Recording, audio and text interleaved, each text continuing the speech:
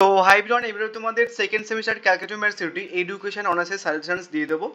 So প্রথমেই তোমাদের একটা কথা বলে দিয়ে রাখি, সেটা হচ্ছে কি যে এর আগের বারে মানে 2024-এর সেকেন্ড সেমিস্টার পরীক্ষাটা হয়েছিল।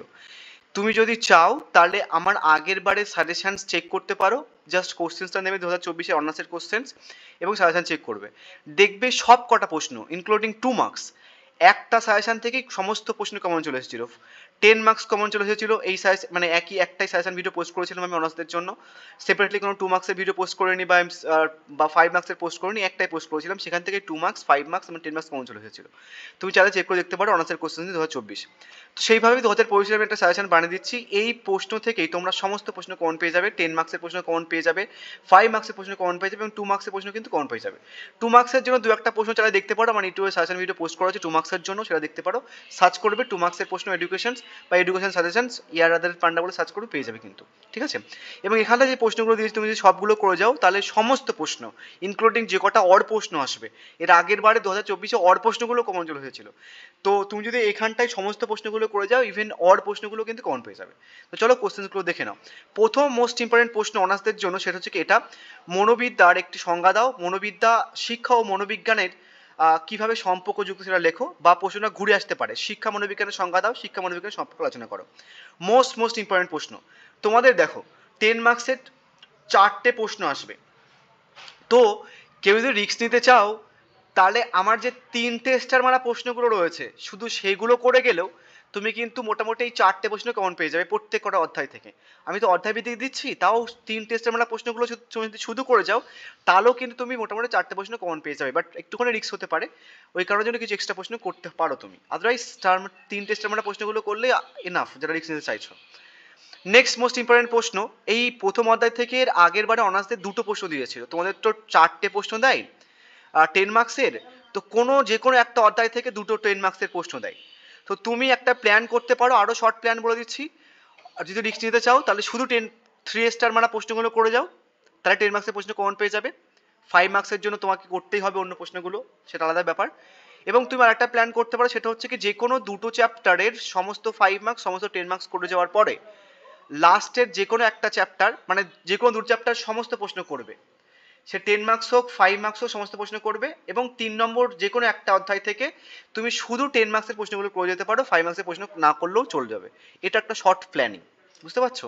তাহলে যে কোনো একটা অধ্যায় থেকে তুমি 5 মার্কসের সমস্ত প্রশ্ন বাদ দিতে পারো। বাট আমার সাজেশন নর্মাল হচ্ছে কি যে কটা প্রশ্ন দিয়েছি 10 মার্কস সেগুলো কিন্তু করতে হবে। তাহলে অনেকগুলো কিন্তু বললাম, 3টে স্টার মার্কস যদি রিস্ক দিতে চাও, আদারওয়াইজ যে কোনো 2 চ্যাপ্টার ভালো করে সব প্রশ্ন 5, 10 এবং তারপরে যে কোনো একটা চ্যাপ্টার থেকে শুধু 10 মার্কস। তাহলে নেক্সট প্রশ্ন দেখো, ব্যক্তিত্ব বা ব্যক্তিসত্তার সংজ্ঞা দাও। ব্যক্তিত্বের শ্রেণীবিন্যাস বা ব্যক্তিত্বের বৈশিষ্ট্য আলোচনা করো, বা ব্যক্তিত্বের স্বরূপ বিশ্লেষণ করো। বিভিন্ন তথ্যের ভিত্তিতে ব্যক্তিত্বের প্রকারভেদ আলোচনা করো। ডিটো কমন পড়ে এমন প্রশ্ন, চার চেকও দেখতে পারো। নেক্সট হচ্ছে কি তোমার মনোবিজ্ঞান কাকে বলে, মনোবিজ্ঞানের প্রকৃতি ও পরিধি আলোচনা করো। তোমার কিন্তু শুধু প্রকৃতি দিতে পারে বা শুধু পরিধি দিতে পারে কিন্তু। বা শিক্ষা মনোবিজ্ঞানের সংজ্ঞা দাও, মনোবিজ্ঞানের বুৎপত্তি তথ্য লেখো। নেক্সট আর একটা অর প্রশ্ন দেখো, শিক্ষা মনোবিজ্ঞানের যে কোনো 5টি প্রকৃতি লেখো। ঘুরে ফিরে কিন্তু প্রশ্ন দেয়। সমস্ত অর প্রশ্ন কিন্তু দেখে রাখবে, সমস্ত অর প্রশ্ন। তুমি জানো না এর আগের বারে এই সিলেবাসের উপর 3টে পরীক্ষা হয়েছে। আমি অর প্রশ্নে এইভাবে 3টে প্রশ্ন রেখেছিলাম। অনার্সদের একটা তুলেছে, এমডিসিতে একটা তুলেছে, মাইনরদের একটা তুলেছে। ওই কারণের জন্য সমস্ত অর প্রশ্ন দেখে যাবে। 4 নম্বর প্রশ্ন দেখো, শিক্ষা মনোবিজ্ঞানের সংজ্ঞা দাও। শিক্ষাক্ষেত্রে তাৎপর্য আলোচনা করো, বা শিক্ষা মনোবিজ্ঞানের সংজ্ঞা দাও, শিক্ষাক্ষেত্রে মনোবিজ্ঞানের ভূমিকা আলোচনা করো, বা শিক্ষা মনোবিজ্ঞানের প্রয়োজনীয়তা বা উপযোগিতা অবদান আলোচনা করো। ঘুরে ফিরে কিন্তু অনেকভাবে দেয়। যেহেতু এই চ্যাপ্টার থেকে এর আগেবার 2টো 10 মার্কসের প্রশ্ন দিয়েছিল, আমি একটু বেশি প্রশ্ন রেখেছি। নেক্সট হচ্ছে কি তোমার স্মরণের সঙ্গে যুক্ত প্রক্রিয়াগুলি উল্লেখ করো। স্মরণ ক্ষমতা উন্নয়ন কিভাবে ঘটানো যায়। নেক্সট হচ্ছে কি স্মৃতি কি, স্মরণ প্রক্রিয়া ব্যাখ্যা করো, স্মৃতি উন্নয়ন কিভাবে ঘটানো সম্ভব। এবার আগের বারে এই অধ্যায় থেকে 2টো 10 মার্কসের প্রশ্ন এবং 5 মার্কসের আই থিঙ্ক 3টে প্রশ্ন দিয়েছিল। তাহলে একটা অধ্যায় থেকেই 20 মার্কস, 3 × 5 = 15 মার্কস, তাহলে কত হচ্ছে 35 মার্কস পড়েছিল। তো এই অর্ডারটা একটু ভালো করে পড়বো, এই কারণে প্রশ্ন বেশিও দিয়েছি। নেক্সট 5 মার্কসের প্রশ্ন দেখো, শিখনের সংজ্ঞা দাও, শিখনের অন্তর্দৃষ্টিমূলক তথ্য আলোচনা করো। এই প্রশ্নটার কথাই বলছিলাম আমি। তোমাদের 10 মার্কসের জন্য বৈশিষ্ট্য দিয়েছিল এর আগের বারে, তোমরা বৈশিষ্ট্যটা 5 মার্কসের জন্য পড়বে। আদারওয়াইজ 5 মার্কসের জন্য এই প্রশ্নটা ভালো করে দেখে যাবে। প্রকারভেদ দেখে যাবে, উপাদান দেখে যাবে এবং গেস্টের তথ্যটা ভালো করে দেখে যাবে 5 মার্কসের জন্য। ঘুরে ফিরে কিন্তু আসে, একটাই যদি কম্বাইন প্রশ্ন পড়ে নাও তাহলে কিন্তু হয়ে যাবে। 5 মার্কসের প্রশ্ন দেখো, শিক্ষা মনোবিজ্ঞানের 5টি বৈশিষ্ট্য লেখো। এই অবধি পড়লে হয়ে যাবে, ঠিক আছে। জাস্ট বাকি প্রশ্নগুলোর মধ্যে তুমি অন্তর্দৃষ্টিমূলক শিক্ষা এবং এই বিস্মরণটা দুটো জিনিস ভালো করে দেখে যাবে। বাদ বাকি এটা বাদ দিতে পারো, এটা বাদ দিতে পারো, বাট এগুলো কিন্তু 5 মার্কসের জন্য সেপারেটলি ইম্পর্টেন্ট। ছেড়ো না অন্য প্রশ্ন, আমি বাদ দিতে বলছি বটে, বাট এটা করে যেও, এটা চাইলে তুমি বাদ দিতে পারো। মোটামুটি এখান থেকে যে কটা প্রশ্ন থেকে সবগুলো প্রশ্ন করলে ভালো হয়, এ হচ্ছে ব্যাপার। এবার আসো দেখো, আমি প্রথম অধ্যায়টার বেশি প্রশ্ন দিয়েছি, বাকি অধ্যায় থেকে বেশি প্রশ্ন দিইনি। দেখো দ্বিতীয় অধ্যায় থেকে দেখো, দ্বিতীয় অধ্যায় থেকে তো হচ্ছে কি যে এরিকসনের মনোসামাজিক বিকাশের স্তরগুলো আলোচনা করো, বা প্রশ্ন ঘুরে আসতে পারে। এরিকসনের নির্দেশিত কৌশলকালের মনোবিজ্ঞানের বিকাশের মূল বৈশিষ্ট্য কি, বা এরিকসনের মতে কৌশল পর্যায়ে মনোসামাজিক বিকাশটি বর্ণনা করো, বা বলতে পারে এরিকসনের মনোসামাজিক তথ্য বিশ্লেষণ করো, বা এরিকসনের মনোসামাজিক বিকাশের তথ্য অনুসারে প্রথম স্তরটি বিশ্লেষণ করো। ঘুরে ফিরে কিন্তু দেয় একটা প্রশ্নই। নেক্সট দেখো, সামাজিক বিকাশ বলতে কি বোঝো, ভাইকাডেক্সের সামাজিক বিকাশমূলক তত্ত্ব রচনা করো, বা ভাইকাডেক্সের বিকাশমূলক তত্ত্বের শিক্ষক তাৎপর্য রচনা করো, বা ভাইকাডেক্সের সন্নিহিত বিকাশ বলয় বলতে কি বোঝো। বা জেডপিডি কিন্তু একদম ডিরেক্টলি তুলে দিয়ে দেয়, ঠিক আছে। দুটো প্রশ্ন হলো।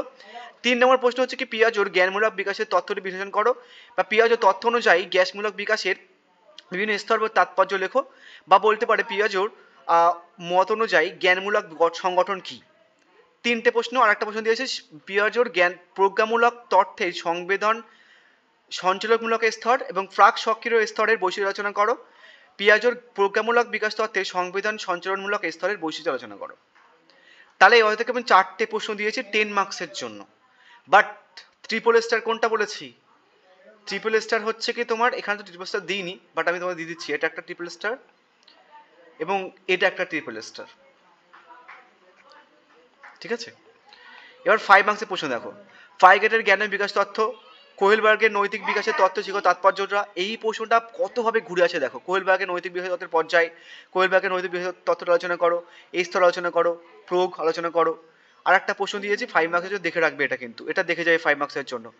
পিয়াজোর মত অনুযায়ী যৌক্তিক সক্রিয়তার স্তর যে বিকাশমূলক বৈশিষ্ট্য দেখা যায় তা আলোচনা করো, বা পিয়াজোর মানসিক বিকাশ তত্ত্বের স্তর আলোচনা করো। এটা 5 মার্কের জন্য মোস্ট ইম্পর্টেন্ট। এর আগের বারে 10 মার্কস এসেছিল, তাই 5 মার্কের জন্য ইম্পর্টেন্ট। তাহলে এই অধ্যায় থেকে 7টা প্রশ্ন দিয়েছি আমি, 5 এবং 10 মিলিয়ে।